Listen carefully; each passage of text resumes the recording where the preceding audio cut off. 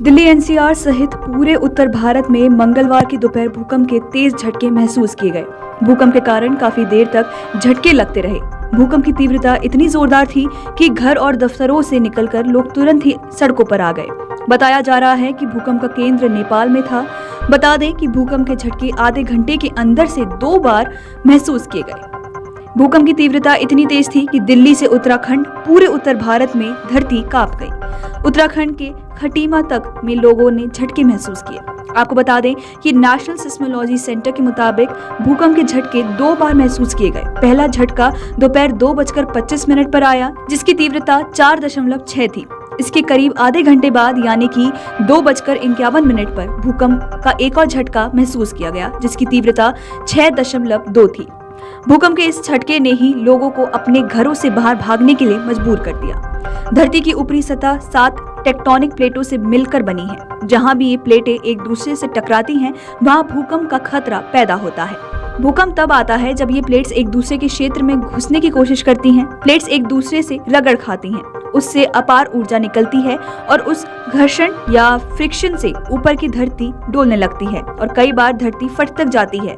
कई बार हफ्तों तो कई बार महीनों तक ये ऊर्जा रह रहकर बाहर निकलती है और भूकंप आते रहते हैं और इसे आफ्टर शॉक कहा जाता है।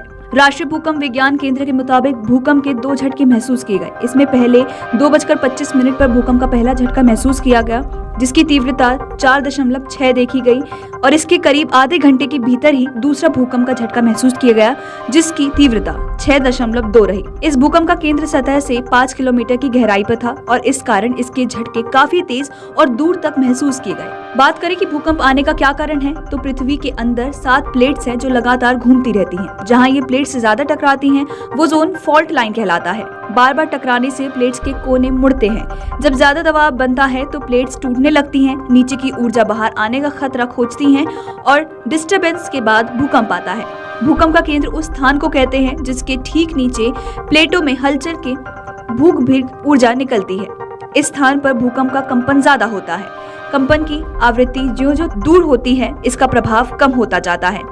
फिर भी यदि रिक्टर स्केल पर 7 या इससे अधिक की तीव्रता वाला भूकंप है तो आसपास के 40 किलोमीटर के दायरे में इसका झटका तेज होता है। आपको बता दें कि लेकिन ये इस बात पर निर्भर करता है कि भूकंपीय आवृत्ति ऊपर की तरफ है या दायरे में।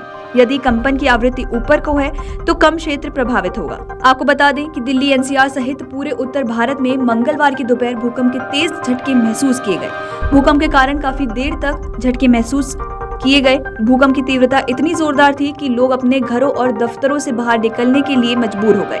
बताया जा रहा है कि भूकंप का केंद्र नेपाल था। बता दें कि भूकंप के झटके आधे घंटे में 2 बार महसूस किए गए।